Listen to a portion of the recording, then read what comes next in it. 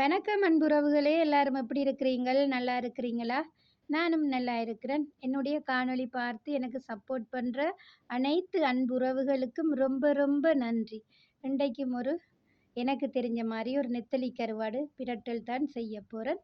வாங்க எப்படி செய்றேன்ன்றத பார்ப்போம். ஒவ்வொருவரும் தங்களுக்கு பிடிச்ச மாதிரி செய்வினம் இல்லையா? ஒவ்வொரு விதமா. எனக்கு பிடிச்ச விதமா நான் இன்றைக்கு பிரட்டல் கறி செய்யப் போறேன். கொஞ்சம் எண்ணெய் சேர்த்துருக்கேன். அதோட சின்ன சீரகம், பச்சை மிளகாய், பூண்டு, கருவேப்பிலை சேர்த்து கொஞ்சம் பொரிய விட்டுருக்கிறேன். அது கொஞ்சம் பொரிய 2 பெரிய வெங்காயம் எடுத்து அதையும் நீல வாக்கில் கட் பண்ணி சேர்த்துருக்கேன். அதையும் கொஞ்சம் மிக்ஸ் பண்ணி விடுவோம். கொஞ்சம் வதங்கட்டும். யாருக்கெல்லாம் பிடிக்கும் நெத்தலி கருவாடு பிரட்டல்? எங்களுக்கு ரொம்பவே பிடிக்கும். இன்றைக்கு ஒரு 6 மாதத்துக்கு பிறகு இன்றைக்கு நான் நெத்தலி கருவாடு சமைக்கிறேன். வெங்காயம் கொஞ்சம் வதங்கிட்டு அதுக்கப்புறம் நான் இதில் கொஞ்சம் உப்பு சேர்க்குறேன். உப்பு சேர்த்துட்டு தக்காளி பழமும் சேர்ப்போம்.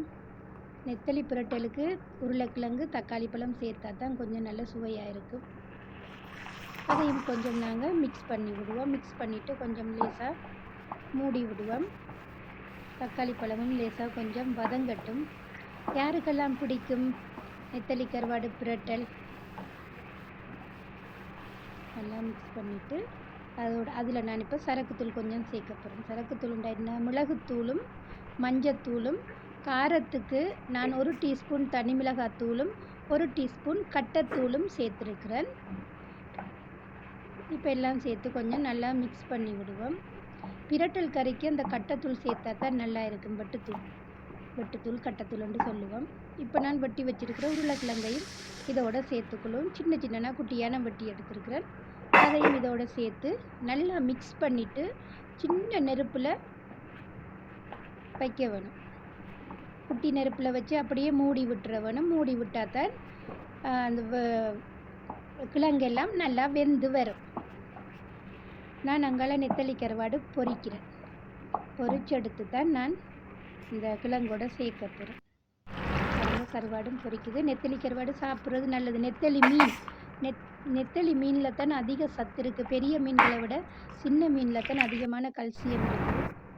நெத்தலி கருவாடு பொரிச்சு எடுத்துட்டேன். இப்போ பிரட்டி இருக்கிற அந்த உருளைக்கிழங்கோட இந்த கருவாடையும் சேர்த்து நல்லா மிக்ஸ் பண்ணினா நெத்தலி கருவாடு பிரட்டல் செய்து முடிச்சு பாருங்கள். அன்றைக்கு நான் நெத்தலி கருவாடு பிரட்டலும் பருப்பு வெள்ளைக்கறியும் வெள்ளை சோறும் தான் செய்திருக்கிறேன் மதிய சாப்பாட்டுக்கு. பாருங்கள், பிரட்டல் கறி செய்து முடிச்சு. இப்போ நாங்கள் இதை ஒரு டிஷ்ஷுக்கு எடுத்து மாற்றுவோம்.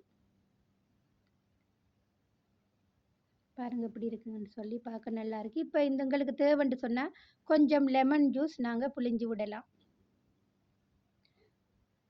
காணொளி பிடிச்சிருந்தா நீங்களும் ட்ரை பண்ணி பாருங்கள். சப்போர்ட் பண்ணுங்கள் உறவுகளே.